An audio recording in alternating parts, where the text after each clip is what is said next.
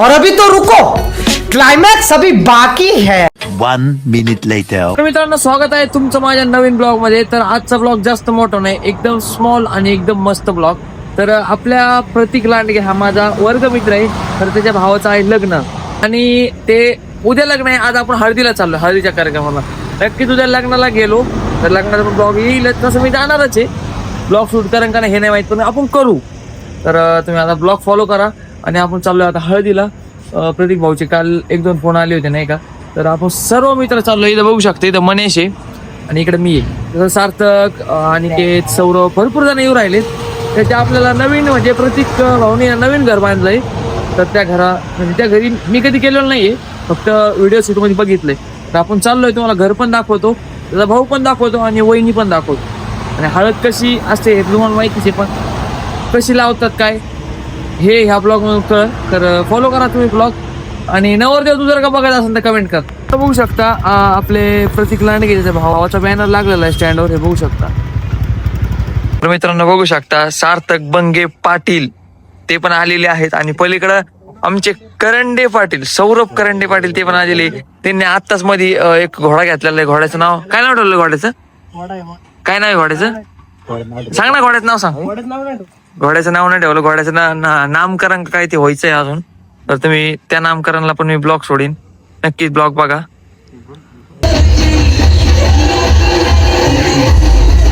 तर मित्रांनो बघू शकता, हळदीचा कार्यक्रम जो चालू झाला आहे, हळदीचा कार्यक्रम चालू होण्याच्या आधी जेवण चालू होते. त्यामुळे मी जेवण करून घेतलं आणि जेवणात सूट का नाही घेतला, खूप गर्दी होती त्यामुळे. आणि थोडासा नाही का लाईटीचा प्रकाश पण कमी होता त्यामुळे.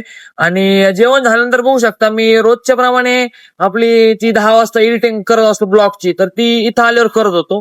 तर हळदीचा कार्यक्रम थोडा लेट चालू झाला मित्रांनो, झाला असेल माझ्या मते 8च्या दरम्यान. आणि त्यानंतर आपल्याला डान्स पण करायचा होता. आणि हे आहे प्रतीक भाऊचं घर. मित्रांनो घर तर मला खूपच आवडलं, म्हणजे लाइटिंग वर घर खूपच मस्त दिसत होतं. आणि म्हणजे हळदीची जी सजावट, जे डेकोरेशन होतं ते खूपच मस्त होतं. हे बघू शकता, मी थंबनेल साठी फोटो कट करत होतो एका ऍपवर. तर माझं जे रोजचं काम आहे ते मी करणारच काही झालं तरी. तर तुम्ही कालचा ब्लॉग नसेल बघितला तर आपल्या युट्यूब चॅनल जाऊन नक्कीच बघा. आणि उद्या हा ब्लॉग बघितल्यानंतर उद्या आपला वरातीचा ब्लॉग येणार आहे, तो पण नक्कीच बघा. त्यात तर खूपच मजा आलेली आहे. आता आम्ही चाललोय वरातीला. तर तुम्ही पण ब्लॉग फॉलो करा. हे बघू शकता, त्याला हळद लावतायत.